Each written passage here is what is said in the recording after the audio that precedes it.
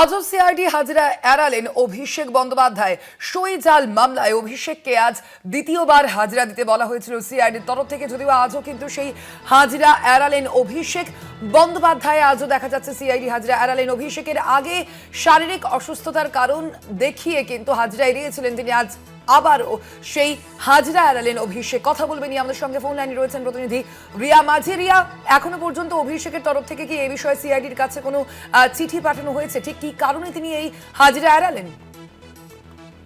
একদমই, দেখো, দ্বিতীয়বারের জন্য হাজিরা এড়িয়ে যাচ্ছেন অভিষেক বন্দ্যোপাধ্যায়, কারণ কোর্টে মামলা পেন্ডিং রয়েছে এবং গুরুত্বপূর্ণ কাজে তিনি দিল্লিতে রয়েছেন, এই বলেই কিন্তু সিআইডি কে তিনি জানান এবং তিনি আসতে পারবেন না। কারণ আমরা জানি যে কোর্টেও তার একটি মামলা চলছে, যেখানে সিআইডির এই নোটিশ নিয়ে সেই মামলা, এবং একই সঙ্গে গুরুত্বপূর্ণ কাজে তিনি দিল্লি আছেন বলে এমনটাই কিন্তু সিআইডি কে তিনি জানিয়ে দিয়েছেন, এবং সেই কারণেই তিনি আজকে আসতে পারবেন না। এবং এর আগেও আমরা দেখেছিলাম যে অভিষেক বন্দ্যোপাধ্যায় তিনি অসুস্থ ছিলেন বলে সিআইডি কে মেইল করেছিল, এবং তিনি বেশ কিছুদিন অর্থাৎ 15 দিনের একটি সময় চেয়েছিল, যেই সময়ে দিতে নারাজ ছিল সিআইডি, এবং সেই কারণের জন্য যেদিনকে তিনি চিঠি পাঠিয়েছিলেন সেই বিকেলেই যেটা দেখা যায় যে সিআইডি আধিকারিকরা ফের আসেন অভিষেক বন্দ্যোপাধ্যায়ের কালীঘাটের বাড়িতে, এবং সেখানে এসে আবার চিঠি দিয়ে যায় যাতে তিনি 8 তারিখ অর্থাৎ আজকে তিনি হাজিরা দেন।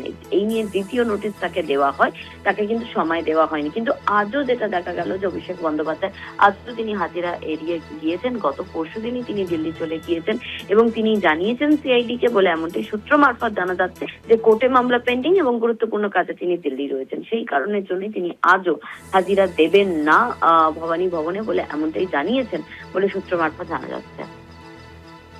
সেক্ষেত্রে কি কোনো আইনজীবী সেখানে পাঠাতে পারেন অভিষেক বন্দ্যোপাধ্যায়? এই বিষয়ে কি কোনো খবর রয়েছে রিয়া?